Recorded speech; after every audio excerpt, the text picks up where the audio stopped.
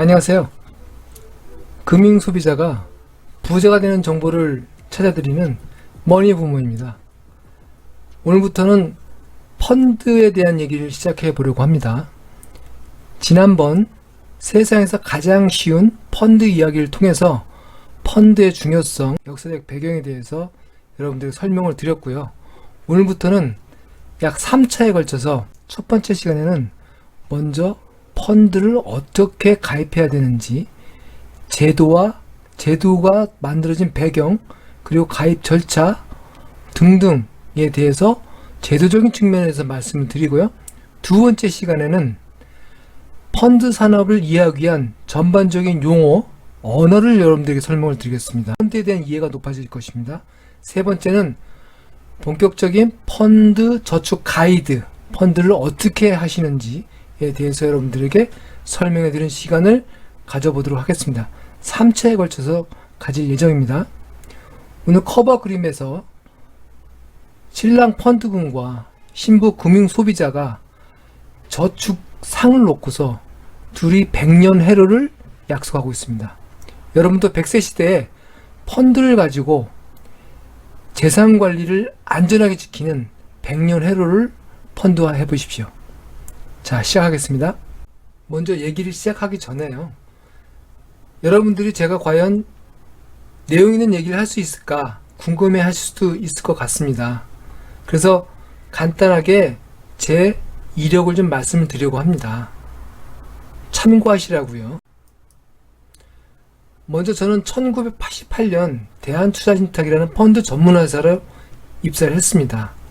같은 회사에서 회사가 여러가지 인수합병을 거치면서 이름은 계속 바뀌었는데 같은 회사에서 쭉 근무해서 30년 가까이 근무하고 2017년에 퇴직을 했습니다. 주요 근무 경력으로는 개인 자산 관리를 하면서 지점장을 역임했고요. 법인 고객을 대상으로 하는 마케팅 영업도 했습니다. 리서치 센터에서 투자 분석 부장도 했고요. 마지막에는 임원으로 퇴임을 했습니다. 학력은 경제학 석사를 가지고 있고요. 주요 자격증으로는 근무 재직 시에 펀드 매니저 자격증, 애널리스트 자격증, 선물, 펀드, 주식, 고객 상담과 관련된 모든 자격증을 취득했었습니다. 1988년부터 최근까지 영업 현장에서 주로 펀드를 통해서 고객 자산 관리를 했던 경험을 가지고 있습니다. 여러분들 아시는 1997년 IMF 때도 2008년 금융위기 때도 저는 고객들과 같이 자산 관리를 한 경험이 있습니다. 이러한 경험을 바탕으로 여러분들에게 펀드에 관련된 노하우를 말씀을 드리려고 하는 것입니다. 자, 한번 들어보십시오. 네, 먼저 제도에 대한 내용에 들어가기 전에 여러분들이 펀드에 대한 시각을 좀 교정해 주십사 하는 당부의 말씀을 드리겠습니다. 그림에서 보시는 것처럼 지난번 세상에서 가장 쉬운 펀드 이야기 편에서 말씀드린 우리 펀드 도깨비가 나와 있는데요. 기금과 펀드는 전가 통신, 신통력을 가지고 있다고 말씀드렸습니다. 이런 신통력을 가지고 있는 펀드를 여러분의 것으로 만들기 위해서는 펀드를 투자가 아닌 저축으로 이용하셔야 된다라는 말씀을 드리고 싶습니다. 무슨 말씀이냐고요? 투자와 저축은 다릅니다.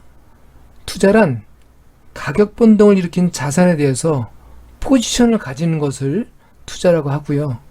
즉, 투자는 상황에 따라서 그때그때 단기적으로 변동을 일으킵니다. 저축은 재산 형성의 의미가 강합니다. 재산 형성 과정을 위해서 금전을 비축하고 필요할 때는 소비하는 것, 이것을 저축이라고 하지요. 과거에 제가 입사하던 시절 근로자 재산 형성 저축이라는 게 있었습니다. 이 저축을 이용해서 투자 신탁에 이용이 됐고, 저도 이 재형 저축을 이용해서 결혼 미천을 마련했던 경험이 있습니다. 최근에는 비과세 해외 주식 투자 전형 저축이라는 게 있었죠. 2017년을 일몰로 가입은 더 안 되지만 제도적인 비과세 혜택이 없더라도 여러분은 계속 쌓아나간다, 저축한다 라는 개념으로 펀드를 이용해 주십사 하는 겁니다. 그러면 그 원리에 대한 건 나중에 펀드 저축 가이드에서 다시 한번 설명을 드릴 거고요. 일단 기본적으로 개념을 좀 바꿔주십사. 접근하는 시각을, 펀드에 대한 시각을 바꿔주십사는 게 첫 번째 당부드리고 싶은 말씀입니다. 원래 장기 저축수단이었던 펀드가 단기 투자수단으로 전환된 이 배경에는 2000년대에 투자신탁 펀드 전용회사들이 증권회사와 운용회사로 분리된 데도 원인이 있습니다. 판매회사를 증권회사가 전담을 하면서 단기적인 이익에 치우친 경영이 시작된 것이죠. 아무튼 아쉬운 면이고요. 여러분들은 펀드를 장기 저축수단으로 활용해 주십사 하는 게 저의 당부 말씀이고요. 네, 당부의 말씀을 드렸고요. 지금부터는 제도에 대한 말씀을 드리겠습니다. 어느 제도든지 배경에 이론이 있습니다. 그것을 아시는 것이 제도를 이해하시는데 아주 쉽습니다. 그걸 먼저 설명을 드리고요. 먼저 지난번 세상에서 가장 쉬운 펀드 이야기에서 말씀드린 것처럼 펀드는 알파의 능력, 베타의 능력, 즉 신통력을 가지고 있다 라는 말씀을 드렸습니다. 펀드가 조성되는 사전, 사후로 이렇게 막강한 영향력을 행사하다 보니까 불가피하게 아무에게나 맡겨놓을 수는 없겠죠. 펀드는 공공적인 규제가 굉장히 강합니다. 모든 구석구석이 다 규제가 법이 구물망처럼 잘 짜여져 있습니다. 만약에 펀드를 아무한테나 맡겨놓으면 다단계 판매, 사적 투자기금, 최근에 다양한 사건들이 있었죠. 일일이 말씀을 안 드리겠지만 그런 사건들이 비일비재하게 일어날 겁니다. 불가피 공공적 규제가 강하다는 점, 그런 점을 알아두시고요.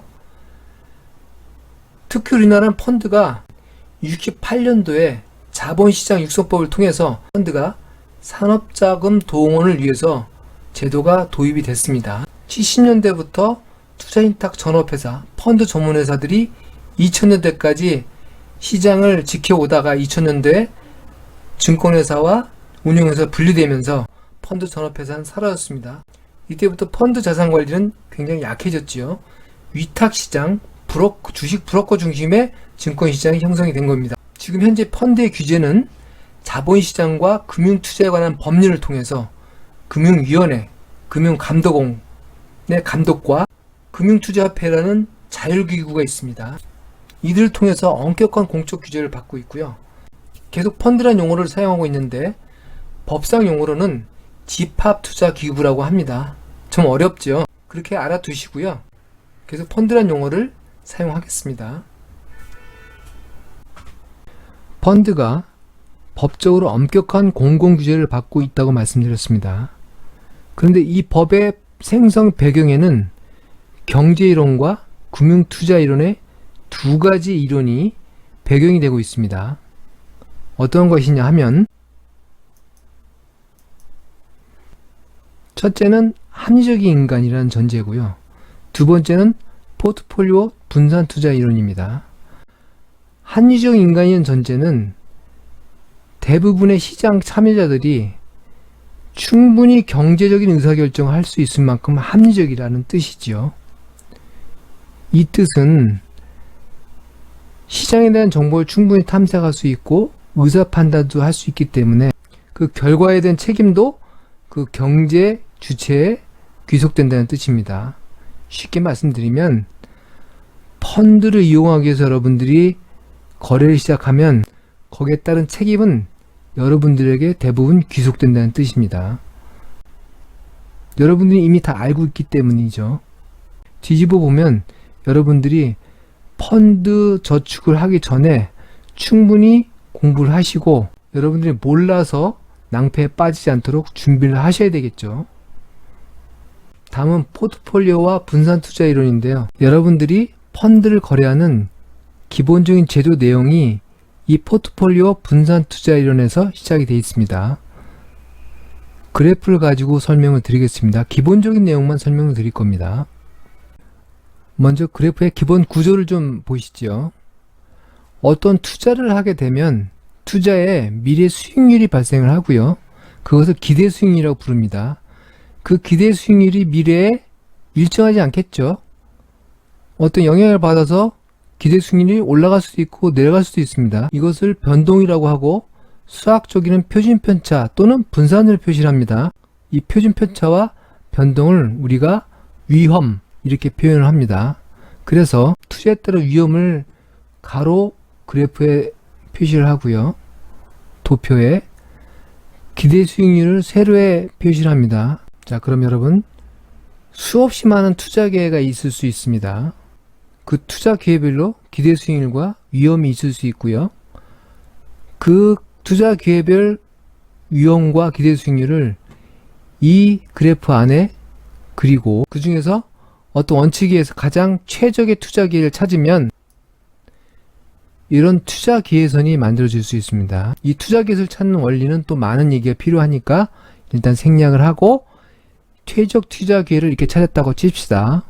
이 투자 기회선이 있고 또 하나 고려해야 될 것은 사람마다 같은 수익률을 거두는데 위험을 더 걸고 위험을 덜 감수하고 사람들의 차이가 있을 수 있죠. 어떤 사람은 똑같은 수익을 얻는데 더 공격적으로 할 수 있고 어떤 사람은 더 많은 위험을 감수해야 되면 포기하고, 즉 위험 선호형, 위험 회피형 이렇게 얘기를 하는데 공격형, 안정형 이렇게 얘기할 수도 있죠. 두 개가. 그 사람마다 기대 수익률과 위험선에서 공격적인 사람과 안정적인 사람 이렇게 그래프가 다릅니다. 같은 기대 수익률에 더 위험을 많이 감수하는 사람이 공격적인 사람이고 덜 감수하는 사람이 안정적인 사람이죠.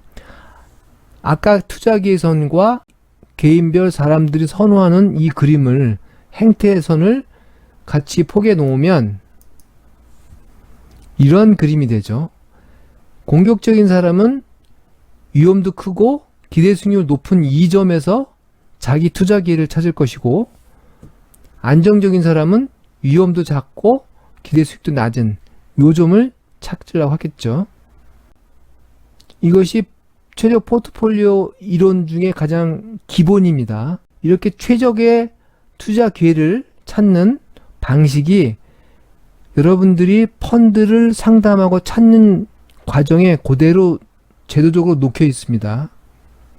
앞으로 보시죠. 그래서 이 이론을 설명을 드리는 겁니다. 그렇지 않으면 왜 자꾸 이렇게 귀찮게 하고 짜증을 내실 수 있어요. 이 이론이 그 제도의 배경이 돼 있다.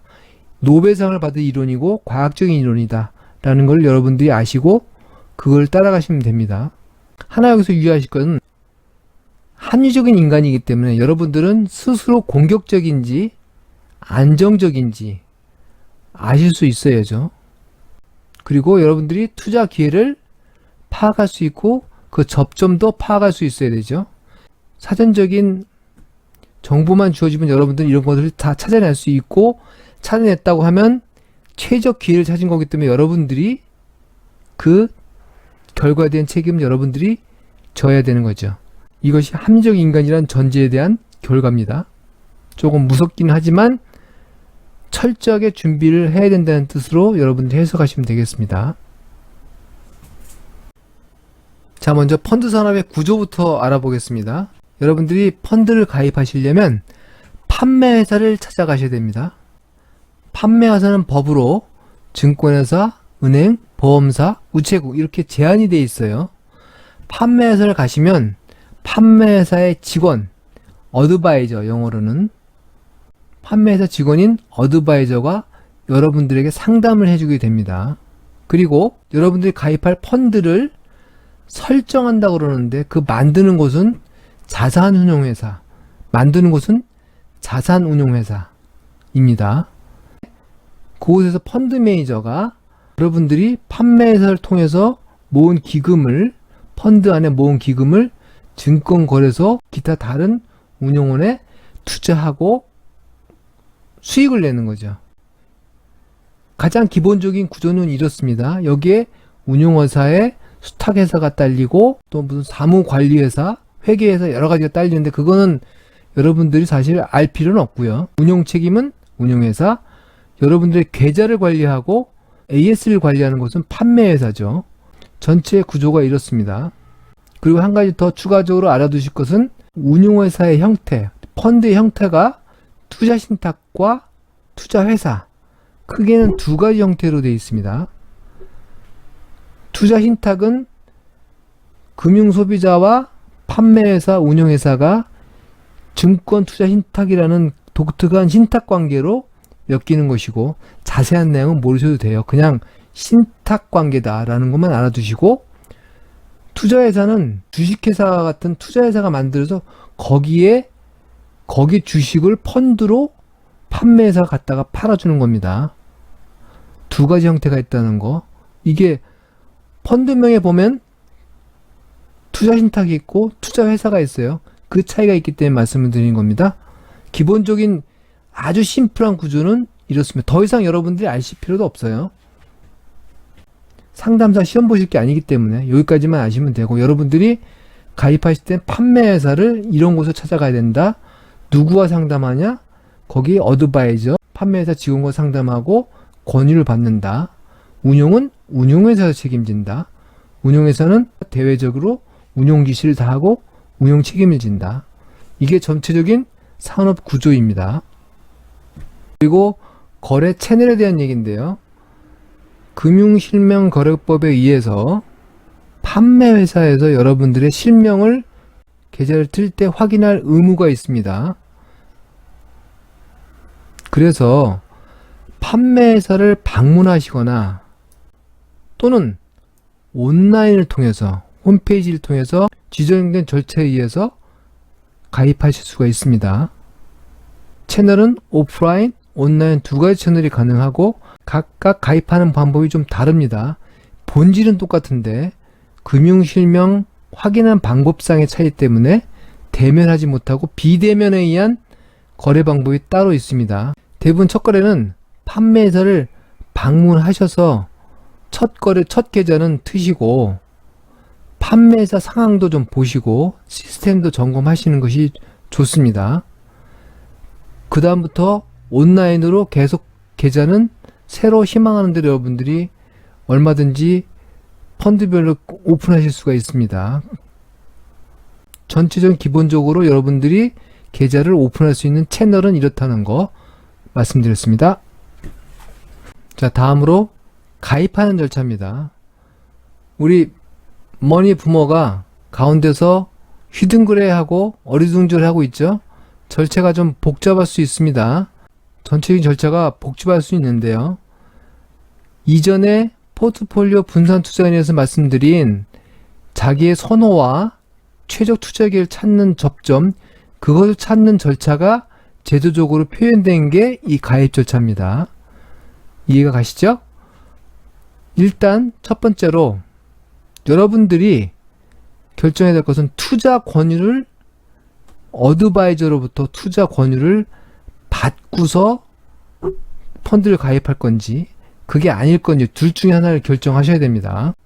만약에 여러분들이 투자 권유를 받겠다 하시면 이제 어드바이저가 전체적인 절차를 진행을 합니다. 그래서 첫 번째로 투자 정보를 여러분들이 제공을 해야 돼요. 투자 정보지가 있습니다.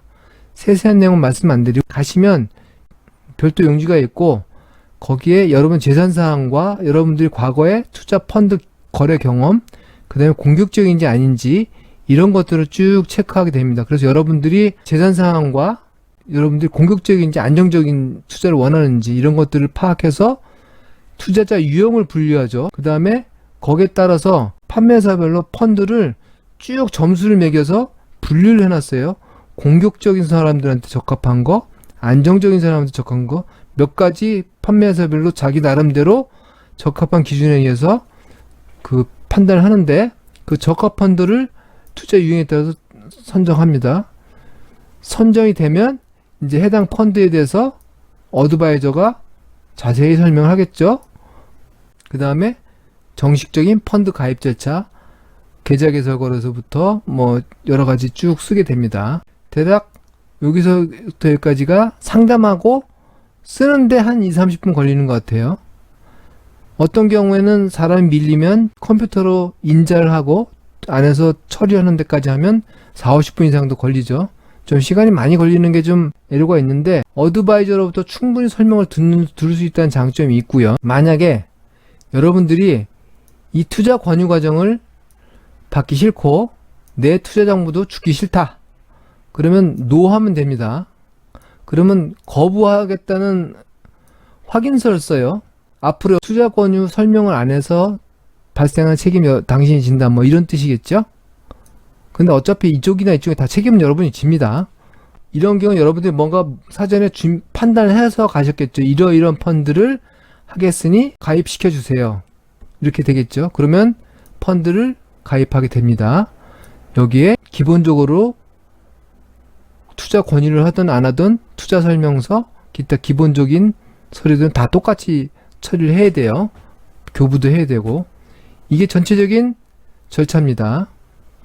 아까 말씀드린 포트폴리오와 분산 투자 이론에서 나의 선호와 적절한 투자 기회 적합하는 절차, 그것이 그대로 여기에 녹여 있는 겁니다. 이것이 규정으로는 상당한 양이 됩니다. 이걸 한 페이지 정리를 해드린 거예요. 이해하시기가 쉽게 정리를 해드렸습니다. 알고 정리를 하면 복잡하진 않은데 낱장으로 보면 서류가 굉장히 많기 때문에 여러분들이 가면 기가 찔리실 거예요. 네, 이런 전체적으로 절차는, 가입 절차는 이렇습니다. 산업 구조와 가입 절차 이해가 좀 되셨나요? 실제로는 그 내용이 아주 방대한 분량입니다. 제가 정리를 해드렸기 때문에 간단하게 보이는 거고요. 간단하게 설명을 드렸지만 그 기본적인 것만 이해하시면 펀드를 거래하는 데는 지장이 없을 걸로 보입니다. 저는 관련 법 규정과 투자권유 표준 준칙, 투자 설명서, 각종 회사 사이트를 다 뒤져서 정리한 거니까요. 그 중에서 기본적인 건 내용들을 뽑아서 여러분들에게 제 경험상 최근 것까지 업데이트해서 여러분들에게 정리를 해드렸습니다. 이상 펀드의 기본 제도에 대한 설명을 마치려고 합니다. 한꺼번에 너무 많은 양을 전해드리면 무리가 있을 수도 있고요. 집중력을 위해서 편을 나누겠습니다. 다음 편에는 펀드 산업의 언어편을 전해드리고 마지막으로 펀드 가이드란 편으로 콘텐츠를 여러분들에게 소개해드리겠습니다. 오늘 도입부에 말씀드린 것처럼 펀드는 투자하지 말고 저축하십시오. 펀드는 단기 투자 수단이 아니고 장기 저축 수단입니다. 여러분의 재산 관리 성공의 지름길이 거기 있습니다. 펀드를 장기 저축하십시오. 거기에 대한 방법을 계속 이어지는 컨텐츠에서 알려드리겠습니다. 배경에서 보시는 곳이 머니 부머 소개 동영상에서 말씀드린 북서울 꿈의 숲입니다. 지금 녹음이 한창이죠. 전경이 좋아서 여러분들에게 보여드렸고요. 장시간 시청해 주셔서 감사합니다. 처음 오신 분들은 꼭 구독 부탁드리고요. 다음 펀드의 언어편과 펀드 저축 가이드 편도 기대해 주십시오. 감사합니다.